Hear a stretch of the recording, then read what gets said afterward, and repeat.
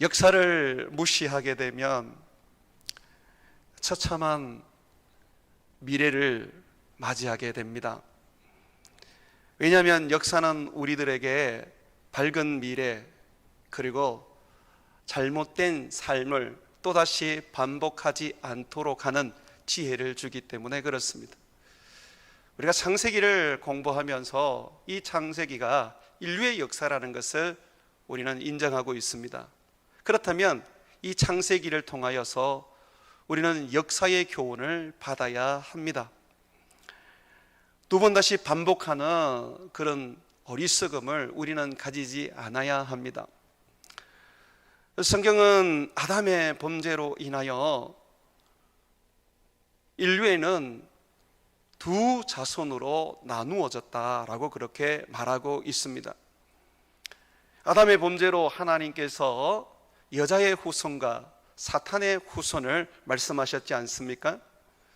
하나님은 아담과 하와의 범죄로 세상은 두 자손으로 나누어질 것이라고 말씀을 하셨습니다. 그것이 정말 그대로 이루어졌습니다. 가인을 시작으로 하는 육적인 자손들, 그리고 아벨을 시작으로 하는 약속의 자손들입니다. 이것은 꼭 혈통으로 이어지는 자손들이 아닙니다. 육에 속한 모든 자들은 가인에 속했고 가인의 자손입니다. 약속에 속한 자들은 모두가 아벨에 속했고 아벨의 자손입니다. 약속의 자손이라는 것은 뭐냐면 하나님께서 아담과 하와에게 약속하신 구원자, 여자의 후손, 그 여자의 후손을 부여잡고 사는 사람들입니다.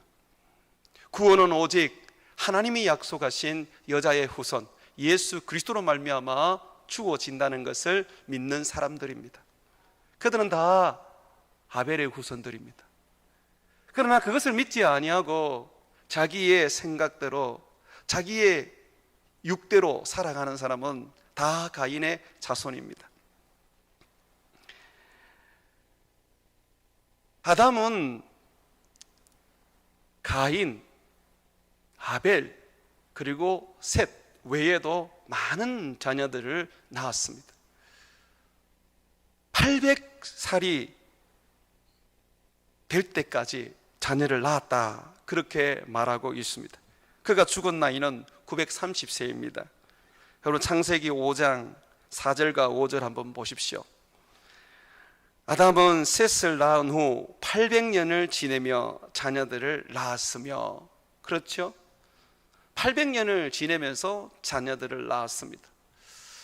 800년 동안 낳은 자녀가 얼마나 될까요? 정말 엄청나지 않겠습니까? 그런데 왜 성경은 아담이 낳은 자녀를 가인, 아벨, 셋만 얘기할까요? 만약에 아벨이 죽지 않았다면, 아벨이 약속의 자손들의 조상으로 살아있었다면 셋의 이름은 언급하지 않았을 것입니다. 아벨이 죽고 난 다음에 셋을 놓게 되는데 이제 아벨의 삶과 그의 신앙과 그의 약속을 이어가게 되는 것이죠. 그러니까 결국은 아담이 낳은 자녀 중에 딱 둘이를 이야기합니다. 가인과 셋. 아벨이 죽었으니까 셋이 등장하는 것입니다. 창세기는 지금 우리에게 지금 두 자손을 이야기해 주고 있습니다. 오늘 여러분들이 함께 읽었던 말씀은 가인의 후손들, 육적인 자들의 그 후손들의 삶을 이야기해 주고 있습니다. 이 육적인 자손들의 삶을 보게 되면 크게 네 가지의 특징을 가지게 되는데, 여러분 17절에 한번 보십시오. 창세기 4장 17절에 보게 되면 이 육적인 자손들의 조상인 이 가인은 먼저 성을 샀습니다. 그리고 자기 아들 에녹, 그 이름을 그 성에 붙입니다. 아들에게 준 성이라고 말할 수 있습니다. 하나님을 떠나 살아가는 사람들, 그들은 하나님께 돌아오려고 하지 않습니다. 그들은 하나님 없는 삶을 만들어 갑니다.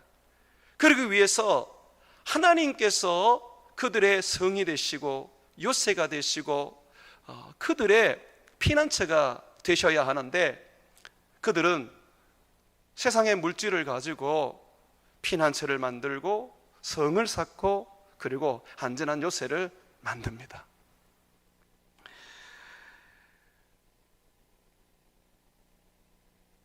여러분, 아브라함과 이삭과 야곱이 가나안 땅에 살 때 그때 성이 없었을까요?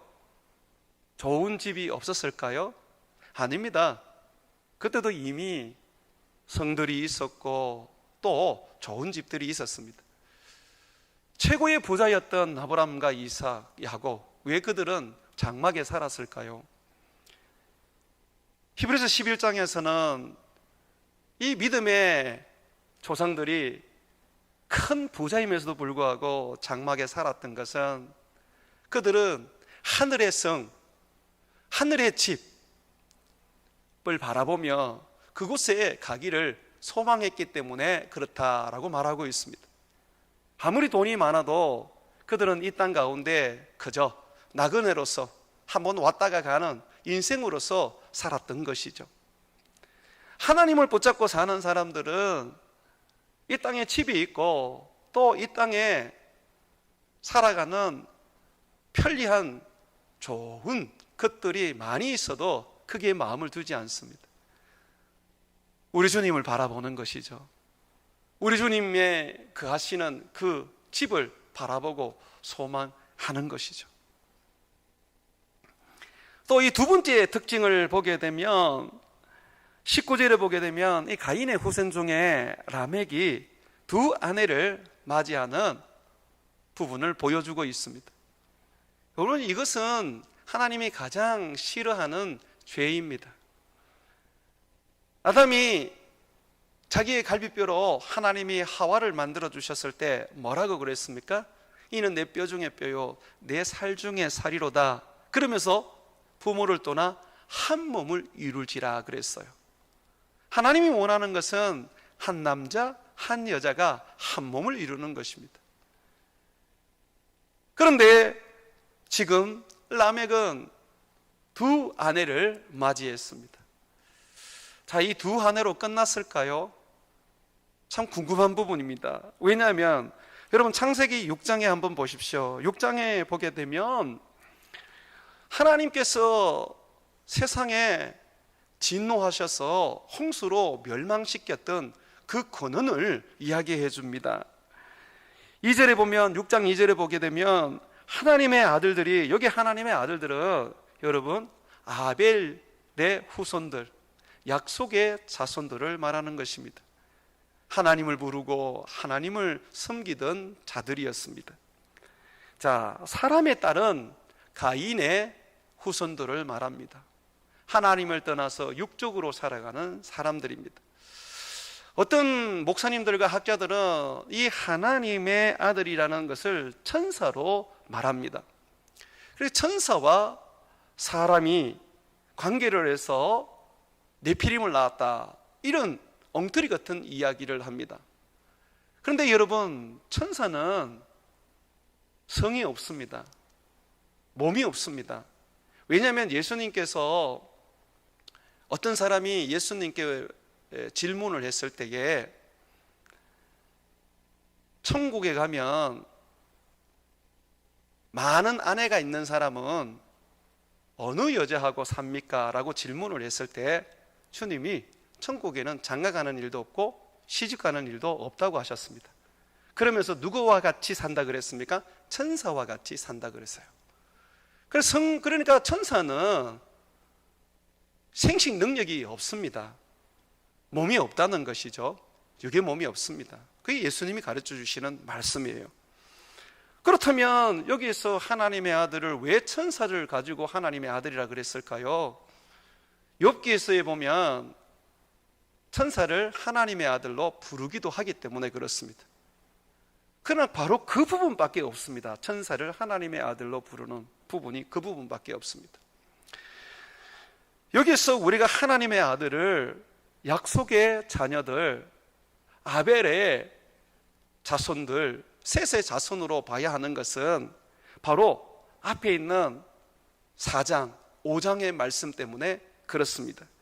자, 여기 보면 하나님을 섬기던 사람들이 다 타락을 해서 가인의 후손들처럼, 라멕처럼 자기가 원하는 모든 여자로 아내를 삼게 됩니다. 그래서 주님이 그들을 이렇게 평가하시죠. 3절에 보게 되면 여호와께서 이르시되 나의 영이 영원히 사람께 하지 아니하리니 성령이 사람을 떠나시겠답니다. 이는 그들이 뭐가 됨입니까? 육신이 됨이라. 육적으로 사는 것은 하나님을 기쁘시게 할 수 없습니다. 육적으로 사는 삶은 하나님과 동행할 수가 없습니다. 하나님이 떠날 수밖에 없는 것이죠. 그리스도인들도 성령을 받고 살아가지만 육으로 살아가게 되면 결국은 성령을 소멸하게 됩니다. 그래서 성령으로 사는 사람은 영으로 살아야 하는 것입니다. 영은 영이고 육은 육이라고 주님은 우리에게 말씀하고 있는 것입니다. 주님께서 말씀하시는 이 말씀도 육을 위한 말씀이 아니라고 말합니다.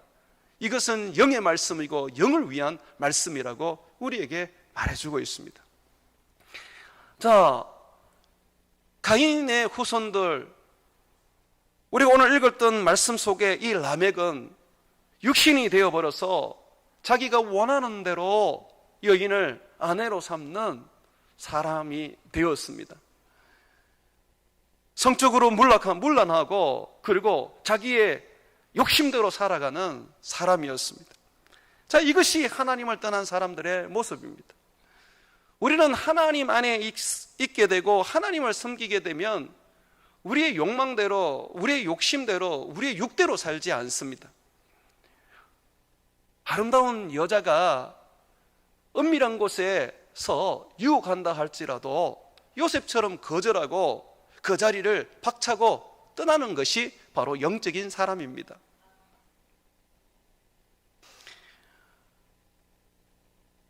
얼마 전에 어느 한 젊은 집사님을 만났습니다. 그 집사님은 중국에서 전기자동차 배터리를 생산하는 회사의 부사장으로 있었습니다. 연봉을 한 5억 정도 받으셨다 그러시더라고요. 그런데 한 1년 정도 거기 계시다가 그만두고 나오셨습니다. 회사가 못 가게 잡고 예원을 했는데도 그 자리를 박차고 나왔습니다. 제가 그 얘기를 들으니까 너무 호기심이 생기는 거예요. 도대체 이 사람은 뭐 때문에 5억을 박차고 나왔을까? 그분의 얘기를 들어보니까 그분이 이런 얘기를 했습니다. 목사님, 중국에 있는 그 회사가 부정부패가 너무 심했습니다. 제가 그리스도인으로서 그곳에 살아가기가 참 힘들고 어려웠습니다. 그래서 제가 그 자리를 박차고 나왔습니다 그러더라고요. 그러면서 이어서 하는 말이, 목사님, 요셉이 하나님의 말씀을 붙잡고 정직하고 바르고 살 때 하나님이 그와 함께 하셨고 하나님이 그를 사용하셨지 않습니까? 그것처럼 저는 5억이라는 돈보다 하나님의 말씀대로 바르고 정직하게 살고 싶습니다. 그것이 내가 하나님 앞에서 복을 받고 하나님이 나를 사용할 수 있는 유일한 길이라고 생각합니다. 그런 이야기를 해주시는데 제가 참 감동을 받았습니다. 그렇지, 우리 인생이라는 게 이런 거지. 우리는 육적으로 살지 않고 영적으로 사는 거지. 우리는 세상의 공식대로 사는 것이 아니라 우리는 성경의 공식대로 사는 거지. 그렇게 제가 다시 한번 생각하게 되었습니다. 또 여기 보면 세 번째의 특징이 나오는데, 이 라멕의 두 아내에게서 자녀들이 여러 조상들이 됩니다. 먼저 20절에 한번 보십시오. 아단은 야발을 낳았으니 그는 장막에 거주하며 가축을 치는 자의 조상이 되었고, 가축을 치는 자의 조상이 되었다는 것은 여러 짐승들을 이제 울타리를 만들어서 자기의 소유로 삼고 그것을 자기의 것으로 삼았다는 것입니다. 아마 이 가축을 소유로 삼았던 이유가 무엇일까요? 저는 이 가축을 소유로 삼았던 것은 아마 식량으로 사용했던 것 같아요. 지금 우리 오늘날 많은 사람들이 가축을 가지고 있는 이유가 다 식량으로 사용하기 때문에 그렇지 않습니까? 하나님께서는 오직 양을 치도록만 허락하셨습니다. 왜냐하면 양은 하나님 앞에 속죄의 제물을 드리는 번제물이었기 때문에 그렇습니다. 성경에는 인간이 공식적으로 육식을 할 수 있었던 것은 노아 홍수 이후라고 가르쳐주고 있습니다. 노아 홍수로 말미암아서 이제 하나님께서 육식을 하라고 허락을 해 주십니다. 그전까지는 하나님이 허락하지 않았던 것이죠. 그런데 여기에 가인의 후손 중에 이 야발이 가축을 치는 조상이 되었다는 것은 하나님이 원하지 않은 지금 일을 하고 있는 것입니다. 하나님께서 짐승을 주지 않았는데 그 짐승을 잡아서 식량으로 쓰는 것이죠. 왜 이 짐승을 식량으로 써야 합니까? 아담의 범죄로 인하여 땅이 저주를 받았고 가인의 범죄로 인하여서 땅이 더욱더 저주를 받았기 때문에 그렇습니다. 땅이 더 이상 열매를 내어주지 않습니다. 이 가인의 범죄로 인하여 이 땅이 더욱 저주를 받았는데 그게 살아가는 사람들에게는 무척 고통스러웠던 것 같아요. 왜 그러냐면 여러분 창세기 5장을 한번 보십시오. 5장 29절에 보게 되면 동명이인입니다. 이 노아의 아버지가 라멕인데요, 이 라멕은 우리가 앞에서 공부했던 라멕이 아닙니다. 이 라멕이 아들을 낳는데 노아라고 이렇게 부릅니다. 그런데 그 노아라는 이름을 왜 붙이려냐면 한번 보세요. 29절 이름을 노아라 하여 이르되 여호와께서 땅을 저주하심으로 수고롭게 일하는 우리를 이 아들이 아니하리라 하였더라. 하나님께서 땅을 저주하셨기 때문에 아담의 범죄로 한 번, 가인의 범죄로 또 한 번 하시면서 땅은 정말 황폐했던 것 같습니다. 농사를 지어서 먹고 사는 건 너무너무 어려웠던 것 같아요. 그런 어떤 어려운 상황 속에 900년, 800년을 사는 게 참 보통 힘든 일이 아니었을 것입니다.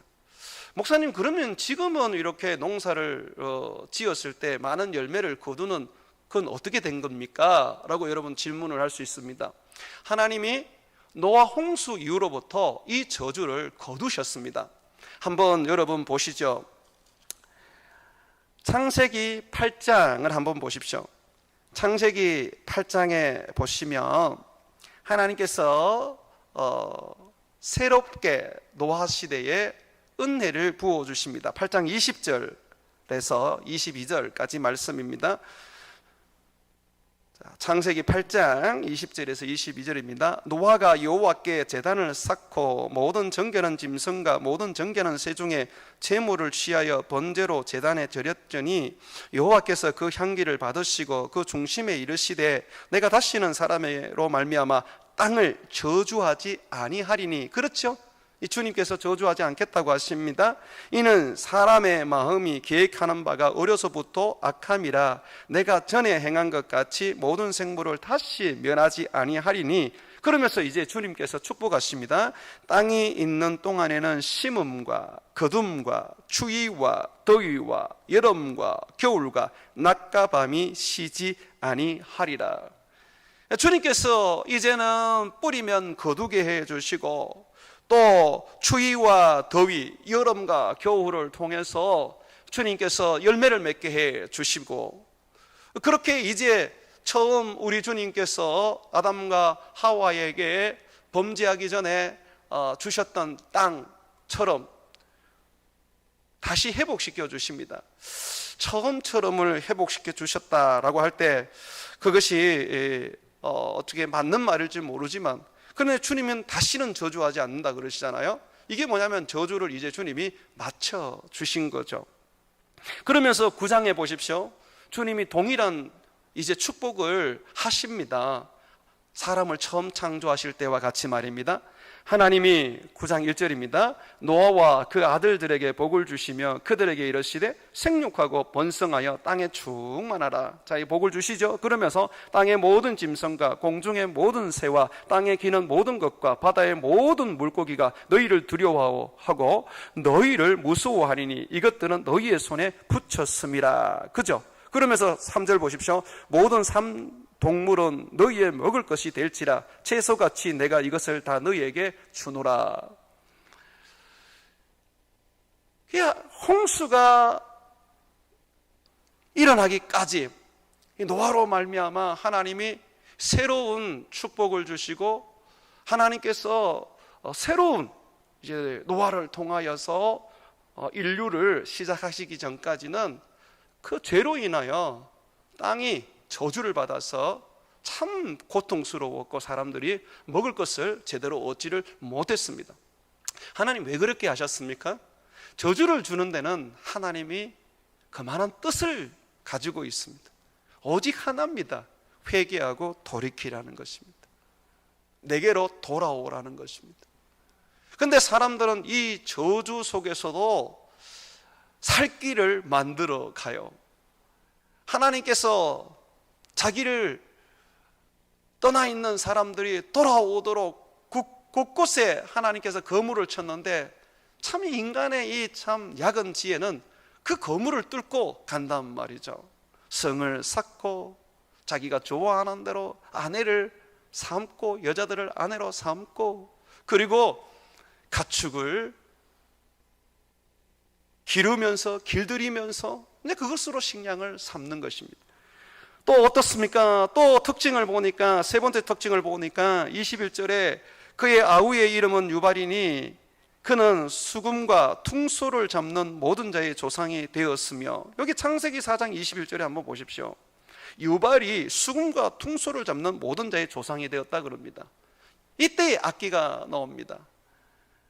하나님을 떠난 그 삶의 외로움과 그 고독을 음악으로, 악기로 다루는 것이죠. 여러분, 악기를 만드는 것이 잘못된 게 아닙니다. 그 악기를 가지고 하나님을 찬양하고 그 악기로 말미암아 하나님을 기쁘게 한다면 얼마나 좋습니까? 그런데 이것은 하나님을 떠난 사람들, 외로움과 고독 속에 빠져 있는 사람들이 하나님 없이도 살 수 있는 길을 지금 찾고 있는 것입니다. 또 여러분 22절을 보십시오. 실라는 두발가인을 낳았으니 그는 구리와 세로 여러 가지 기구, 이걸 원어로 보면 날카로운 기구, 도구를 만들었다는 것입니다. 이 날카로운 기구를 만들어서 어디에 썼을까요? 농사를 짓는 데 사용했을까요? 낫 같은 거 만들어서 그런 데 사용했을까요? 아니면 이걸 가지고 사람을 죽이고 사람을 잡는 무기로 사용했을까요? 성경은 날카로운 기구라고 말하면서 무기라는 것을 암시해 줍니다. 왜 이런 무기가 생기게 되었습니까? 땅에서 제대로 된 수확을 하지 못하기 때문에 결국 남의 것을 빼앗게 되어 있었습니다. 하나님께 돌아와서 하나님이 그 저주를 거두어 주시고 긍휼을 베풀어서 구원을 주시는 것을 바라지 않고, 그들은 그 땅에서 어쨌든 간에 살아보려고 하다 보니까 결국은 뺏고 뺏기는 그런 전쟁이 일어나게 된 것이죠. 이것이 하나님 앞에서 죄가 되어서 결국은 세상을 망하게 되었습니다. 창세기 6장 4절에 보면 바로 그 말씀이 나옵니다. 당시 땅에는 네피림이 있었고, 네피림은 거인을 말하는 것입니다. 그 후에도 하나님의 아들들이 사람의 딸들에게서 들어가 자식을 낳았으니 그들은 용사라, 고대의 명성이 있는 사람들이었더라. 용사가 필요할 이유가 뭐 있습니까? 평화의 시대에 용사가 필요하다는 것은 결국 무엇을 이야기합니까? 이 용사라는 건 좋은 말입니다. 다른 말로 말하면 압제자, 사람 사냥꾼인 것이죠. 짐승이 많아지면, 기르는 짐승이 많아지면 그 짐승을 돌볼 노예가 필요했습니다. 또 다른 사람들이 많은 재물을 가지고 있으면 그 사람을 죽여서 그것을 빼앗아야 했었습니다. 아마 그것이 그 당시의 모습이었을 것입니다. 그런데 이러한 모습들이 하나님의 아들들 아벨의 자손들이 좋게 여겼던 것 같아요. 그래서 결국은 이들이 전부 다 하나님을 섬기던 사람들이 전부 다 이 가인의 자손들의 삶을 흠모하며 따라가면서 동일하게 살아가게 되어버렸습니다. 그래서 결국은 하나님은 이 세상을 심판하게 되었죠. 하나님께서 노아 홍수를 주셨지만, 그러나 또한 방주를 만들어서 누구든지 회개하고 돌아오면 구원하시려고 했습니다. 그러나 아무도 안 돌아왔어요. 자, 이것이 우리에게 주는 역사의 교훈입니다. 하나님이 왜 우리에게 저주를 주실까? 왜 하나님은 이 땅에 전염병을 주실까? 왜 하나님은 이 땅에 세워지지 말아야 할 그런 나라가 세워지게 하시는가? 왜 하나님은 무서운 이념을 가진 사람들이 정권을 잡도록 버려두실까? 하나님은 그것을 통해서 우리에게 말합니다. 돌아와라. 나에게 돌아오라. 죄악 세상에서 구원을 얻을 수 있는 유일한 길은 여호와께로 돌아오는 것이라고 말합니다. 노아의 방주로 들어오는 것이라고 말합니다. 오늘 말씀에는 여호와의 이름을 부르는 거라고 말하고 있습니다. 여러분 26절 한번 보십시오. 셋도 아들을 낳고 그의 이름을 에노스라 하였으니 그때의 사람들이 비로소 여호와의 이름을 불렀더라. 가인의 자손들이 가득한 세상, 하나님을 피해서 온갖 악을 행하고 저주받은 땅에서 고통받으며 그나마 잘 살아보겠다고 남의 것을 전쟁에서 빼앗는 그런 어떤 고통스러운 세상 속에 사람들은 비로소 여호와의 이름을 부르기 시작했습니다. 이것이 바로 구원입니다. 성경은 우리에게 말합니다. 누구든지 주의 이름을 부르는 자는 구원을 얻으리라고 했습니다. 주님은 여자의 후손을 주시겠다고 약속했습니다. 누구든지 여자의 후손을 믿고 붙잡기만 하면 구원을 얻는 것입니다. 바로 예수 그리스도입니다. 가인의 후손들과 아벨의 그 후손들 속에서 온 땅이 저주를 받았을 때 하나님께서는 오직 유일한 구원의 길로 여호와께 돌아오게 했습니다. 오늘의 시대와 정말 같지 않습니까? 오늘의 시대와 같은 것 같아요. 또 그 당시에 가인의 후손들은 이 네 번째의 특징을 가지고 있었는데 바로 종교입니다. 종교. 여호와 하나님의 이름을 빙자한 종교입니다. 여러분 23절에 한번 보십시오. 라멜이 이제 노래를 지어서 부르게 합니다. 라멕이 아내들에게 이르되 아다와 실라여 내 목소리를 들으라. 라멕의 아들들이여 내 말을 들으라. 나의 상처로 말미암아 내가 사람을 죽였고 나의 상함으로 말미암아 소년을 죽였도다. 사람을 죽였는데 얼마나 죽였는지 모르겠습니다. 그런데 오늘 성경에는 사람을 죽였는데 아이를 죽였다고 말합니다. 뭐 때문에 그렇습니까? 자기의 상처 때문에 그렇습니다. 아이가 도대체 무슨 상처를 입혔기에 이렇게 처참한 살인자가 된 것입니까? 이것은 어찌 보면 자기의 변명일 수 있습니다. 어찌 보면 서로 간의 전쟁으로 인하여 뺏고 뺏기는 그런 어떤 상황 속에서 일어난 전쟁일 수 있습니다. 자, 이럴 때에 이렇게 그가 또 노래합니다. 24절에 가인을 위하여는 벌이 7배일진데 라멕을 위하여서는 벌이 77배이리로다. 여러분, 누가 벌을 내립니까? 가인을 위하여 누가 벌을 주겠다 그랬습니까? 여호와 하나님입니다. 가인이 범죄했을 때 하나님께 내 죄가 너무 중하다고 했을 때 주님 뭐라 그러셨습니까? 사람들이 나를 죽일 것이라고 했을 때 주님 뭐라고 하셨습니까? 가인을 죽이면 안 된다. 가인을 죽이는 자는 그 벌을 7배나 더해서 내릴 것이다. 그렇게 주님 말씀하셨습니다. 그래서 가인을 못 죽이도록 표를 주셨죠. 그런데 이것이 지금 라멕에게는 하나의 교리가 되었고 하나의 신앙이 되어버렸습니다. 나도 사람을 죽였는데 누군가 또 나를 죽인다면 그 사람은 77배의 벌을 받을 것이라고. 도대체 누구한테 벌을 받았습니까? 자기한테 벌을 받겠습니까? 여호와께 벌을 받는다는 거죠. 정말 주님이 그렇게 벌을 주시겠습니까? 근데 왜 이렇게 말을 하는 겁니까? 지금 가인의 후손들도 신이 있다는 것입니다. 이스라엘 백성들이 금송아지를 숭배한 것처럼, 금송아지를 여호와의 이름을 부른 것처럼 이들도 동일하게 가인에게 나타나셨던 그 하나님, 자기들의 조상, 비록 가인에게 벌을 내렸지만 그런데 그와 함께 하셨던 하나님, 그 하나님을 그들이 찾고 있는 것입니다. 그런데 이들은 어떻게 그 하나님을 섬기고 있습니까? 자기 생각대로, 자기 뜻대로, 자기 유리한 대로, 자기 원하는 대로 하나님을 섬기는 거죠. 이스라엘 백성 가운데에 여호와를 섬기며 성막과 율법의 법대로 제사를 드렸던 이스라엘 백성과 함께 북이스라엘의 금송아지로 하나님이라 일컬고 드렸던 그들이 존재했던 것처럼 지금 노아 홍수 전에 가인 자손들도, 유괴 사람들도 하나님의 이름을 불렀다는 것입니다. 그러나 이들은 하나님의 뜻대로, 하나님이 원하고 가르치는 대로 속죄를 통하여, 속죄 제물을 통하여 하나님께 나오는 것이 아니라 하나님을 그저 자기가 원하는 대로, 그저 자기가 생각하는 대로 만들어 놓았다는 것이죠. 이것이 종교입니다.